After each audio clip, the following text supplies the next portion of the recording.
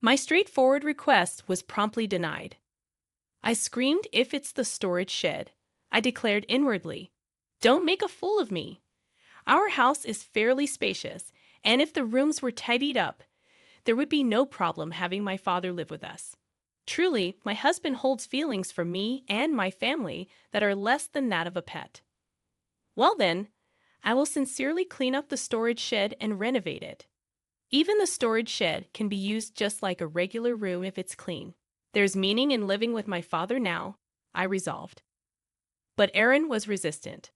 "There's no way I'm doing such a thing. Why do I have to renovate for your father?" I recalled the major renovation we did to ensure my mother-in-law, who visits sometimes, would not have trouble staying over. We even installed a bathroom and toilet like a hotel. I won't rely on such a demon-like man anymore, I decided. I'm Vivian Westhill, 52 years old. I help with the company my husband runs. My son Matthew has left home, and it's just the two of us living together. My mother-in-law sometimes comes over, but since her house is nearby, she doesn't live with us. How I met my husband goes back almost 30 years. I hate to say it myself, but I was famous for being good-looking in my hometown.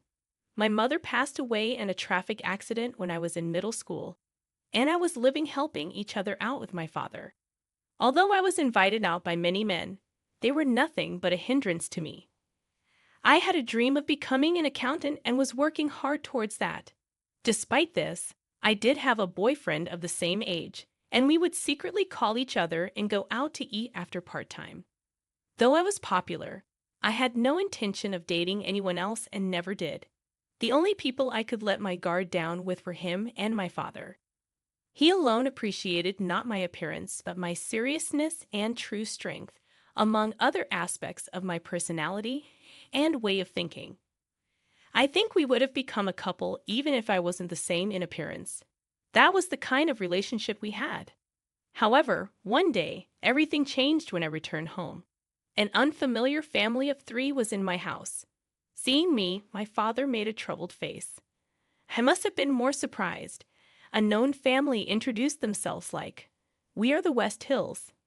Hearing the name West Hill made it click. A famous, rich family in town. I wondered why they were in my house. "Welcome home, Vivian. Mr. West Hill here wants to take you as his wife." I was so shocked that everything went white before my eyes. A wife. Marriage. What are you talking about? I had never seen these 3 before. Everyone knows they hold significant influence in town as a wealthy family, yet the talk of me becoming a bride was unbelievable. "Nice to meet you, Vivian. Our Aaron has fallen for you at first sight. He insists on having you as his wife." My would-be father-in-law began speaking. Though it felt unreal being talked about like that, they didn't disappear, no matter how many times I blinked. Even being told such a thing, "I've never met him before, so why do I have to marry your son?" "Well, you see, your father owes a large amount of debt. We thought maybe we could help you out." Looking at my father and me alternately with a look of disdain, this was the first I'd heard of my father's debt. "Well, take your time and talk it over with your father.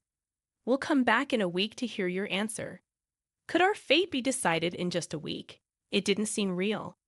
I thought things like this only happened in dramas, and I couldn't believe it was happening to me. Stunned, I watched as the 3 of them left after bowing their heads. "Dad, what's this about a debt? What's your relation with those people?" My father turned to me with a pale face, drained of all blood. "Vivian, I'm sorry. It's true. I was lonely and started drinking and gambling. Before I knew it, the money was gone, and I began borrowing to cover it. Everything I heard since coming home was beyond my capacity to accept." "Debt? Why didn't you tell me? I understand you were lonely after Mom suddenly passed away, but having a debt." I couldn't think calmly. Naturally, I couldn't even talk about it calmly. This was indeed out of the blue. As far as I could remember, my father never got drunk or angry from losing at gambling. I didn't even know Mr. West W. Hill invited me and introduced me to a place with Mr. West Hill's face. We could drink on a tab, and I didn't even know how much the bill was accumulating. The same thing with gambling. He let me buy lottery tickets together, and it just piled up. My father is truly a good person, not knowing how to doubt people. It must have been easy for someone like a scam artist. They must have been scheming from the start to trap my father and have their way with me. Hold on a second. What happens to you if I don't marry their son? I asked in desperation, wondering if there was any other way. I will probably be chased by debt collectors. I might even be sent to a work camp. I couldn't stop trembling at those words. There's no such thing as work camps these days. Can't you just keep working hard to pay it off? I asked, clinging to a shred of hope. Sorry, Vivian, that's impossible. The debt collectors might start contacting my workplace. I might not be able to work anymore. I was completely cornered. It was enough. There was nothing more to talk about. I wanted to vent all these feelings of frustration, humiliation, and anger. But I couldn't do that to my father, who has always taken care of me. I packed my bags and decided to go to the West Hill family right away. There was no use worrying about it. It wasn't easy to make this decision. But considering the increasing interest on the debt, I couldn't cling to my home anymore. There was no other way to resolve this but to marry Aaron. Before I changed my mind, I quietly left the house. I arrived at the West Hills home late that night. I thought it might be imprudent, but I boldly knocked at the front door. You're early. Seems like you're blinded by money. You're just like everyone else. I wanted to scream in frustration. I didn't want any money. And I didn't think I was unhappy because I was poor. Well, whatever, you're mine now. Seeing you with that pathetic boyfriend, I thought I'd make you mine. His words treated me like a doll. I felt utterly objectified and disgusted. I've left everything in the past. I look forward to being with you from now on.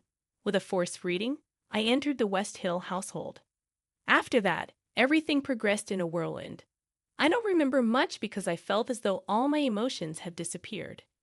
After being betrayed by my trusted father and breaking up with my beloved boyfriend, it seemed like a grand wedding with a local famous person. Many people came to celebrate. All I remember from the wedding is the haggard look of my father, who had not been gone for very long since I left home. Seeing that made all my resentment towards my father vanish. So, accepting this as my fate, I decided to change my outlook and enjoy my married life. But that was the beginning of hell. Of course, I had to do all the housework and was made to help with the family business. I worked from morning till night. Add to that the pressure of having children, and my mental state was taking a toll. My mother-in-law constantly nagged and was like, "Haven't done the big cleaning yet."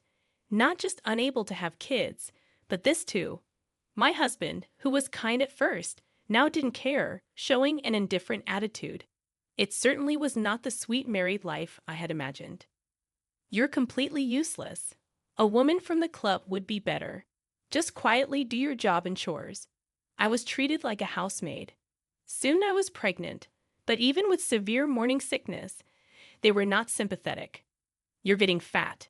Just do your chores and work properly. I don't know why I married you. I had given up on being acknowledged in this home. No matter what I did, a wife from a poor family would never be seen as more than a servant. It was frustrating, but for the sake of my unborn child, I had to endure. Then I gave birth. With the birth of a boy, my husband, who now had an heir, hardly ever came home. When he did return, he reeked of strong perfume and alcohol. He must have been at clubs. However, I was mostly occupied with raising my child, so his absence was rather a relief. My son Matthew grew up healthily and was easy to raise. My mother-in-law continued to annoy, saying Aaron would have done better. But I preferred Matthew not turning into such a worthless man, and my kind-hearted Matthew wanted to become a doctor. When he left for university, I felt a void in my heart. To fill that void, I decided to dedicate myself more to my work.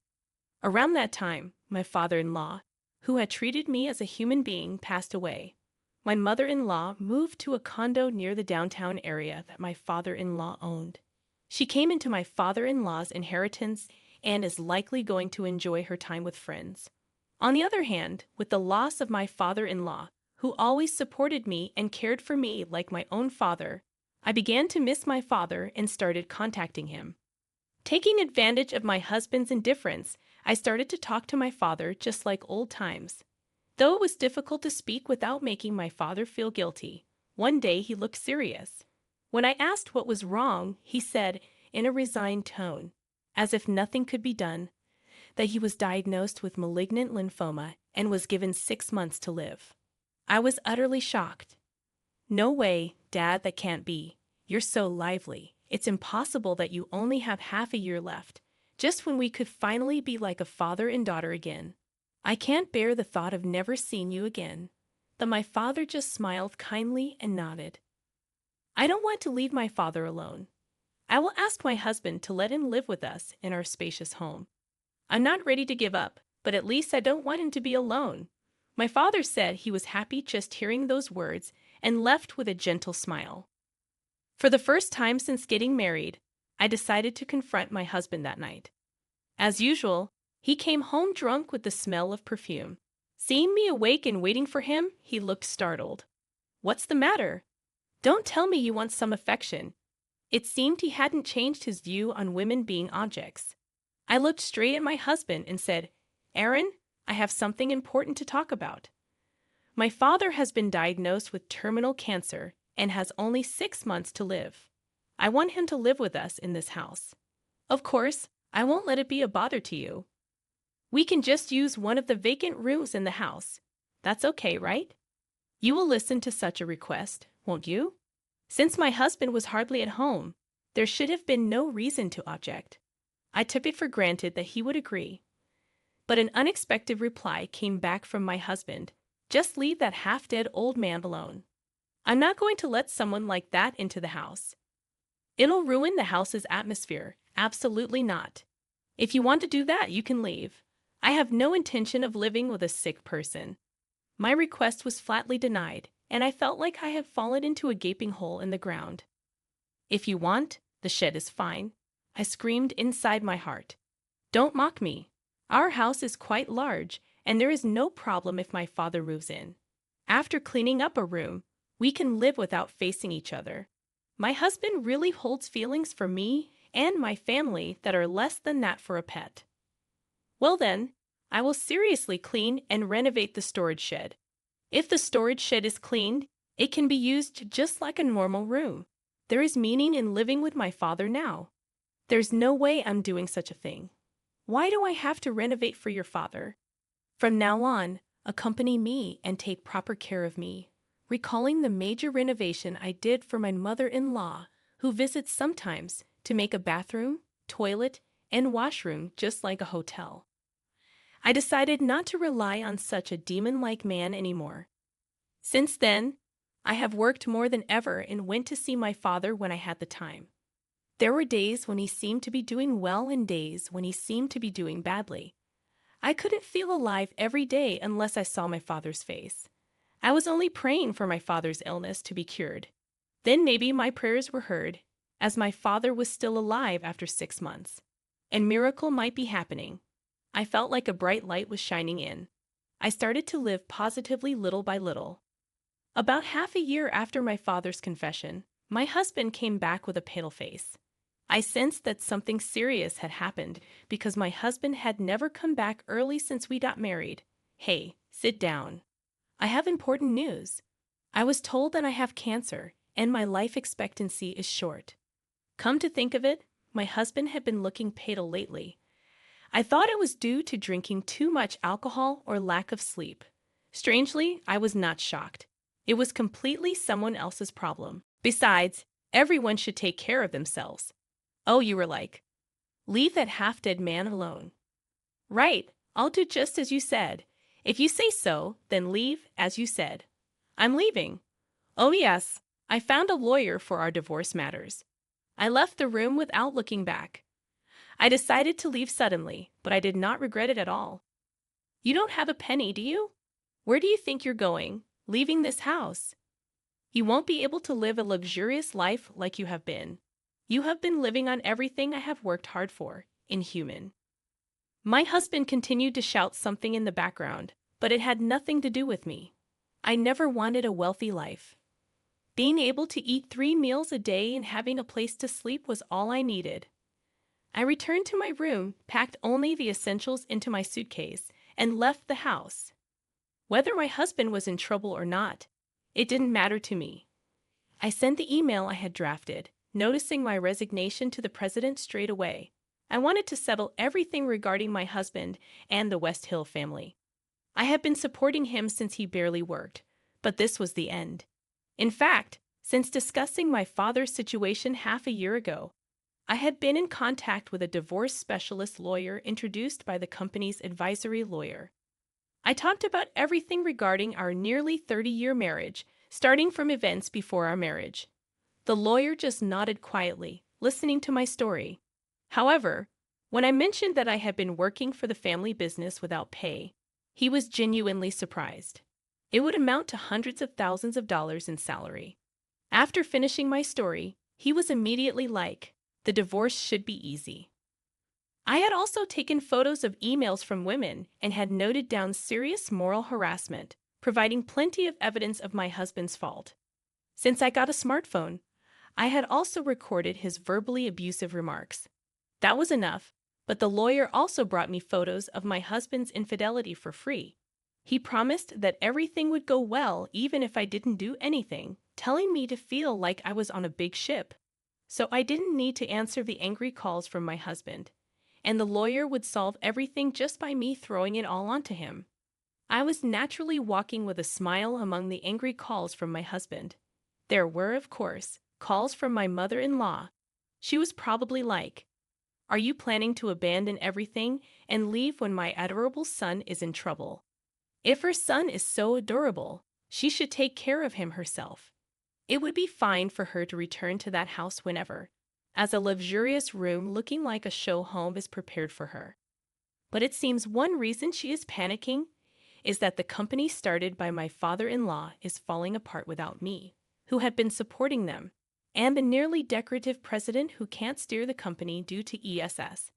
Things are not going well. My mother-in-law, who has only helped in the initial stages, is useless in the company, unable to even make copies. Even if she shouts and yells, she can't unify the employees and make them look in the same direction. Some colleagues have contacted me, asking me to come back, but I had no intention of devoting myself to the company anymore. Given that, although the company had been cherished as a local one, the number of clients will steadily decrease. I loved my father-in-law, and I felt sorry for letting the company he worked hard to grow decline, as if I were the main culprit. That being said, I think if my husband and mother-in-law had worked as hard as my father-in-law, this wouldn't have happened.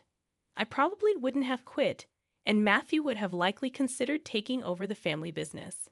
On top of that, my husband not only did hardly any work at the company, but also seemed to be constantly hitting on female employees and inviting them for affairs. It was suspicious when many female employees resigned. It seems that the women who had unpleasant experiences are planning to sue the company for sexual harassment. Now my husband has to settle all the mess he made in his life. Couldn't happen to a nicer guy. God is watching you get punished for doing bad things. I want my husband and mother-in-law to be properly punished so that those who have worked honestly do not look foolish. As if that wasn't enough, the company was accused of tax evasion by the IRS, totally by accident. While my lawyer was investigating, several questionable points were found in the accounts. Upon further investigation, suspicions arose that my husband had been embezzling money. Looking back, it was strange that he had so much money to play around with. There wasn't such a high salary for him. When I was helping with the accounting, I was too indifferent about my husband. I didn't notice the discrepancy between his income and expenditure. If I had thought about where all the play money was coming from, I would have understood. I vaguely felt that because he was so rich, it was fine to spend as much money as he wanted. In reality, he had been squandering the company's money and even my salary, which he had transferred to his own account, seems to have been used up by him. Kickbacks for orders, bribery to companies making decisions for his own benefit rather than for the company. He had dipped his hands in all kinds of evil deeds, taking advantage of the lack of supervision. Tax evasion and special embezzlement. My husband's crimes are not just one. I don't know whether the court's judgment will come out first, or if my husband will run out of life first. But I want him to atone for as much as possible. I also started looking at the books half a year ago and copied them to ensure that evidence is not erased, and submitted them to the IRS. The fact that I had been studying to become an accountant came in handy here to fill the payment gap even a little. My husband sold the company to a major corporation and also sold the large mansion. Because of the rush to sell, it was bought for a song. My mother-in-law is also selling her condo to pay me and the IRS, and they are living in a small apartment complex together. Rumors have it that he has several children from affairs, and payments for child support to the affair partners are also in arrears.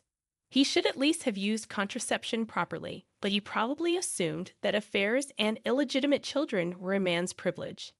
He might have life insurance, but will that be enough? Even though my mother-in-law is elderly, she seems to have started working because she has to earn money for her son's medical and living expenses. Having looked down on others until now, it's probably quite hard to be seen with sympathy by those around now. The parent and child should reflect on their actions until the end.